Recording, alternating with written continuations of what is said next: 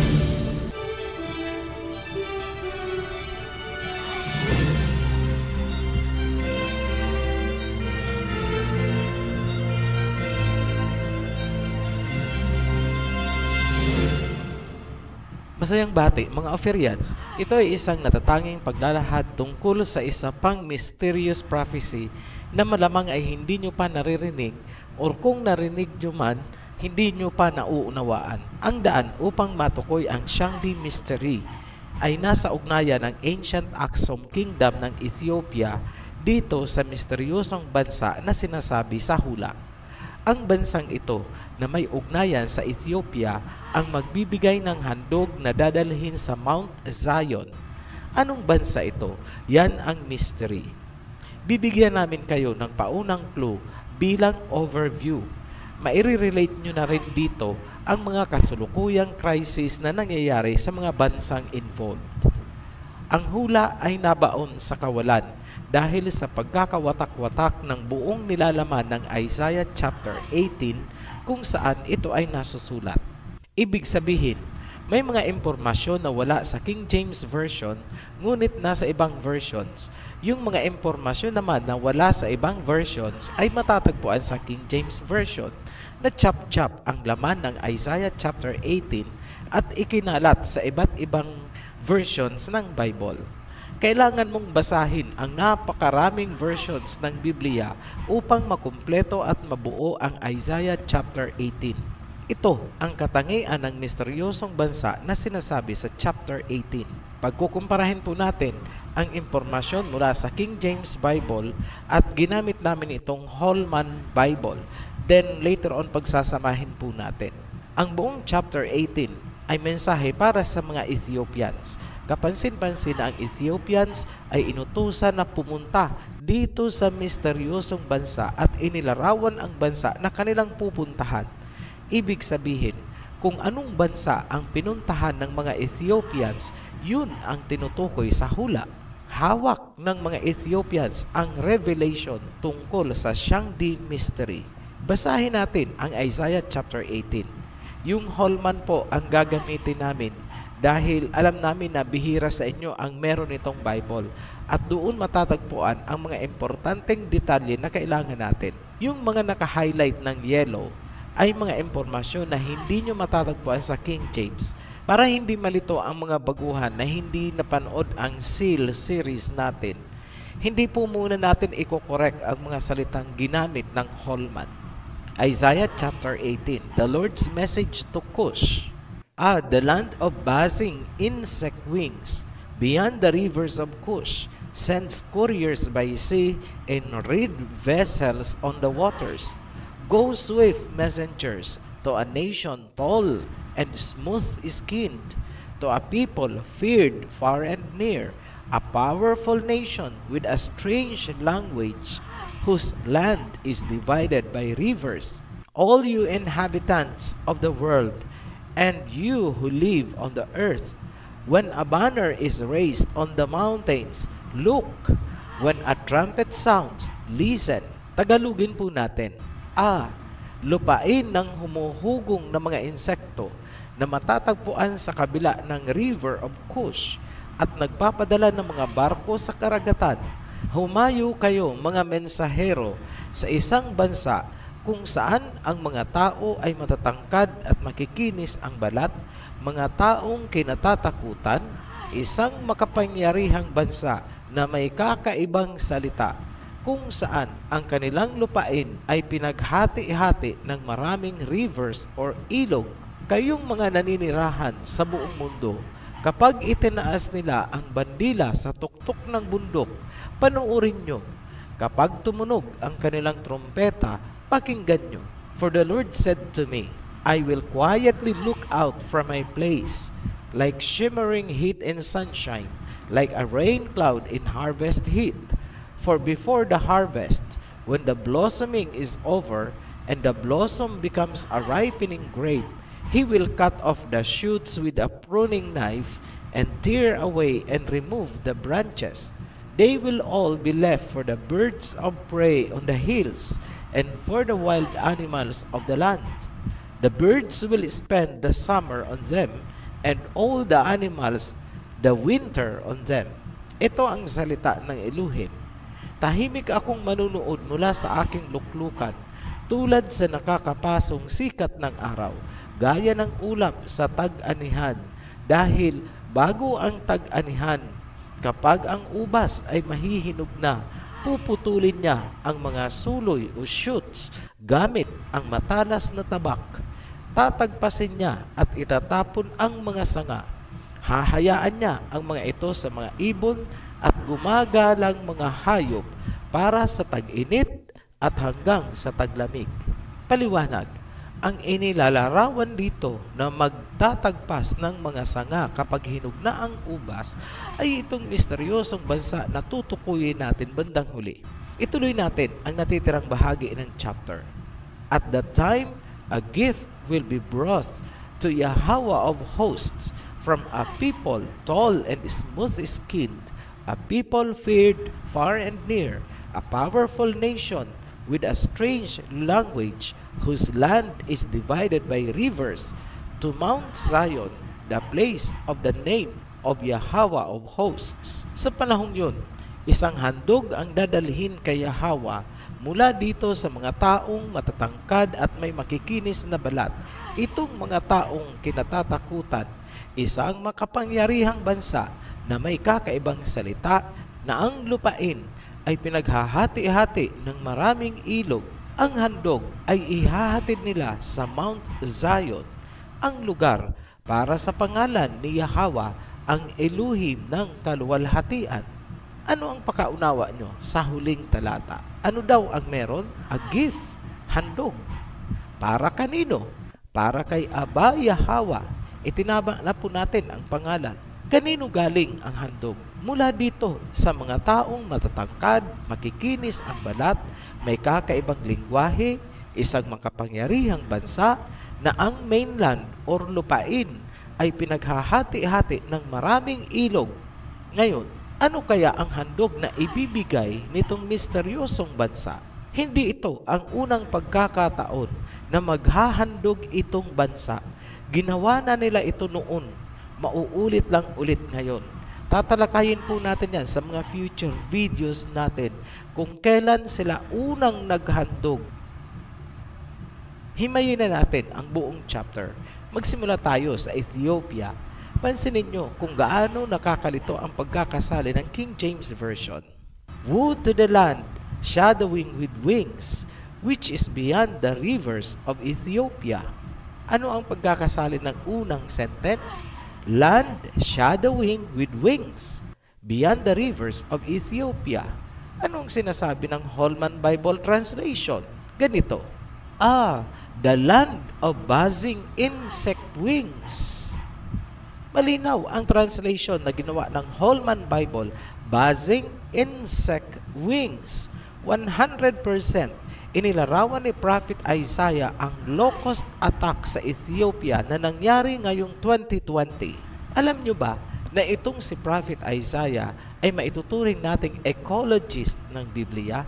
Kung natatandaan nyo pa, galing din sa salita ni Prophet Isaiah ang susi, kaya natukoy natin ang rivers of Genesis, yung Pison, Gihon, Hiddekel at Parat. Kung wala ang patnubay ng kanyang salita, wala, sasadlak tayo sa bottom of the ocean. Sa muli, eksakto ang sinabi ni Prophet Isaiah, whirring, buzzing, and sex. Malabo kung King James Version lang ang binabasa mo. Ngunit napakalinaw sa Holman Bible, insekto ang tinutukoy. Nagkatotoo ba ang sinabi ni Prophet Isaiah? Yes. Sumabay sa coronavirus ng China ang locust attack sa Ethiopia. Ngayon, sa tingin ng mga Babylonian religions, yan daw ay parusa sa dalawang bansa. Ang judgmental attitude ang bumubulag sa kanila, kaya hindi nila makita ang ipinahihiwatig ng Biblia. Ang locust attack na nangyari sa Ethiopia at ilang karatig bansa sa Africa ay maituturing na isang kaparaanan upang mabuksan ang katotohanan tungkol sa Isaiah chapter 18 na maglalahad ng Shangdi Mystery. Ayon sa Isaiah chapter 18, makikilala daw natin ang misteryosong bansa dahil nagpapadala daw doon ng envoys ang Ethiopia. Kung natatandaan pa, mula sa ibang video natin, naihayag na natin na sa biblical times, ang southern or timog na kalahati ng Africa ay tinatawag na Land of Cush, minsan Kingdom of Cush. At bandang huli sa history, tinawag itong Aksumite Kingdom. Yan po ang Ethiopia. Isa-isahin na natin ang mga kriteria para lumutang itong bansa kung saan nagpapadala ng envoys ang Ethiopia ayon kay Prophet Isaiah. Clue number 1, powerful nation. Feared. Candidates natin dyan ang Russia, US at China. Yan ang mga powerful nations na kinatatakutan sa mundo. Clue number 2, land is divided by many rivers. Pinaghahati-hati ng mga ilog ang kanilang lupain. Kung titingnan natin sa dami ng rivers, ang China ay may 24 rivers. US ay may 28 at ang Russia ay may 36. Ngayon, para hindi kayo mahirapan magkumpara, ipagpalagay na lang natin na pare-pareho sila ng rivers. Pare-pareho sila ng dami ng ilog. Lahat sila ay may 24 rivers. Ngunit overall, maliit ang China dahil wala itong mga coastal waters na gaya ng Amerika. Ngayon, tingnan natin ang distribution ng mga ilog sa China. Nag-qualify ba siya? Divided ba ng mga ilog ang kanyang lupain? Yes, nag-qualify siya. Ngayon, ang US, nag-qualify din ba? Yes, apparently. Yung Russia, qualified din kaya? Yes, ipagpalagay na natin, qualified din. Wala tayong i-disqualify at this point para hindi nyo sabihin may bias tayo. Clue number 3, strange language. Kung language ang pag-uusapan, mas mahirap para sa Ethiopians ang language ng China at Russia. Maraming Ethiopians ang nakakaintindi at nakakapagsalita ng English. Ngunit, hirap sila sa Russian at Chinese language. Pero sige, for the sake of argument, hindi pa rin natin i-disqualify ang US at Russia. Pasok pa rin. Clue number 4. Meted out, meaning discriminated, trodden, underfoot, or inaapak-apakan. Tanong, ang Russia at US ba ay nakaranas na sila ay inaapak-apakan? Na-discriminate ba ang Americans at Russians na katulad ng naranasan ng mga Chinese mula pa sa ancient history hanggang ngayon? Hindi. Wala sa history ng US at Russia na sila ay na-discriminate. Hindi nila naranasan ang gaya ng mga pinagdaanan ng Chinese. Hanggang ngayon, laging tampulan ng kung ano-anong propaganda at patutsada ang China. Check nyo na lang ang internet. Mula sa fetus, abortion, cannibalism, sanitation, religion, lahat ibinabato kay China. Kahit dito sa Pilipinas, aminin yung mga Pilipino, kayong mga relihiyoso kuno, hindi ba't ang baba ng tingin nyo sa China? Pero may isang bagay kayong hindi alam. Kung pag-uusapan lang ang spirituality ng Chinese, wala kayong alam. At this point, disqualified ang US at Russia. Mas malaki ang posibilidad ngayon na ang tinutukoy ni Prophet Isaiah ay ang China. Ituloy natin. Clue number 5. Tall and smooth-skinned. Kung tangkad or height ang pag-uusapan, hindi rin masasabi na menos ang height ng mga Chinese. Hindi natin sinasabi na ang mga Chinese ang pinakamatatangkad na tao sa mundo. Ang sinasabi natin ay matatangkad sila at hindi bansot na lahi. May mga world record holders na Chinese kung pag-uusapan din lang naman ang height. Ngayon, sinabi ni Prophet Isaiah, smooth-skinned. Saang lahi mo ba makikita ang smooth skin na tinatawag nating cutis porcellana? Napaisip kayo bigla, no?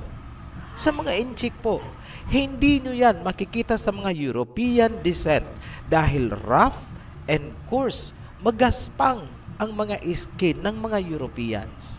Sa Asians lang po matatagpuan ang cutis porcellana, lalong-lalo na sa mga Chinese ancestry. Malasot lang kinis kapag hinipo mo. Try nyo mag-observe. Yan ang challenge para mapatunayan nyo ang sinasabi namin. Clue number 6. Ethiopia sent envoys couriers by the sea. Take note po ha, emphasized ang by the sea. Karagatan po ang dadaanan. Dalawang case scenario ang inilalarawan dyan. Sa tatlong candidates natin, US, Russia at China, kanino higit na may kaugnayan ang ancient Ethiopian Aksumite Kingdom ni Kush? Historically, walang ugnayan ang Ethiopia sa Amerika. Hindi sila nagpapadala ng envoy doon. Technically naman, wala ring direktang ugnayan ang Ethiopia sa Russia by the sea dahil walang karagatan ang Russia na nakaharap sa Ethiopia. Inaccessible technically.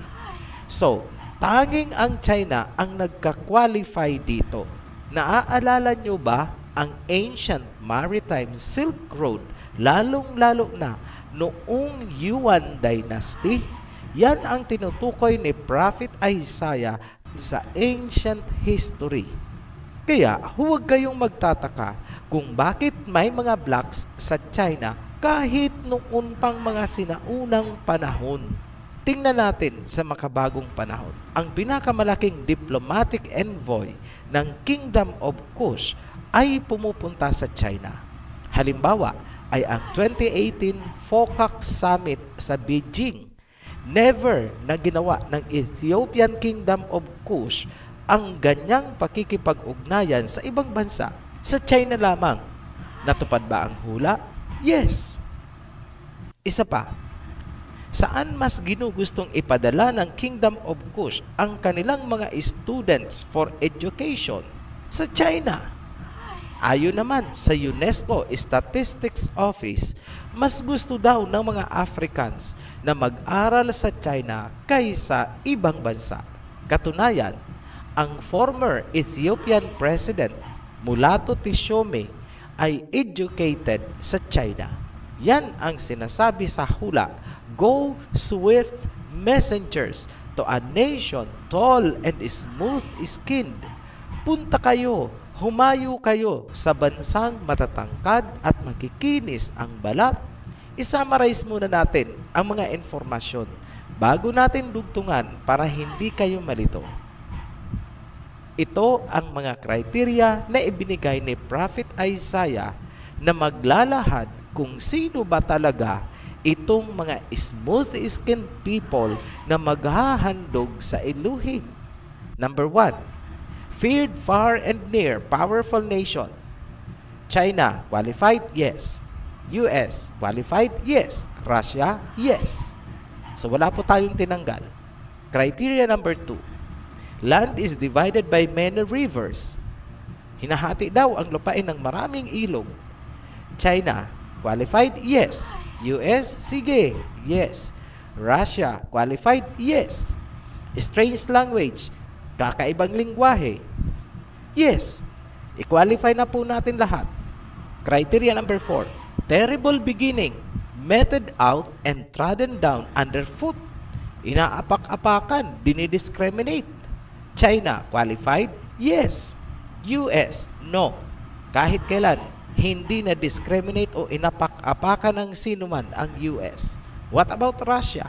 Nadidiscriminate ba? Inapak-apakan ba? Hindi. Hindi nila naranasan nitong dalawang bansa ang pinagdaanan ng China hanggang ngayon. Number 5. Tall people. O, lahat yan, i-qualify natin. Smooth skin. China, qualified? Yes. US and Russia, no. Hindi namin ika-qualify yan. Dahil ang quality ng kanilang skin ay hindi kasing smooth na katulad ng kutis porcelana ng mga Chinese. Number 6. Ethiopia sends envoys, couriers by the sea. Naipaliwanag na natin yan kanina. China, yes na yes. Triple yes. Russia, sort of. US, no. Number 7. The nation will cut the branches when the grape is ripening. Question mark muna tayo dyan. The nation will offer a gift. Take it to Mount Zion, the place where the name of Elohim is placed. Question mark pa po tayo dyan. Pero dito pa lang sa summary na ito, ang merong straight na yes ay ang China. Kahit kailan, hindi sila na-disqualify sa mga criteria. Titingnan natin itong mga susunod na criteria, itong 7 and 8, kung magka-qualify pa rin ang China. Ano ang sinasabing puputulin ng bansa ang mga sanga o suloy kapag ang grape ay nahihinog na at siya ay mag-aalay ng handog sa Mount Zion kung saan inilagay ang pangalan ng Elohim? Ano po kaya ang ibig sabihin niyan? Isang malaking katotohanan ang susunod naming ilalabas. Yan ang criteria number 7 at number 8. The mystery of Shangdi. Kung sa tingin ninyo may bias ang analysis namin, wala po sa amin ang problema, kundi yang mga kimkim ninyong prejudices at judgmental attitude na patuloy na bumubulag sa inyo. Muli kaming nagpapasalamat sa mga patuloy na sumusbaybay sa ating mga series. Para sa mga new subscribers, welcome to the Heritage. Be blessed. Shalom. Maraming salamat po sa inyong pakikinig at panonood ng video ito. At kung kayo po ay may natutunan, paki-like and share na rin po. At nasa baba po ang ating link para po sa inyong mga komento. Salamat po.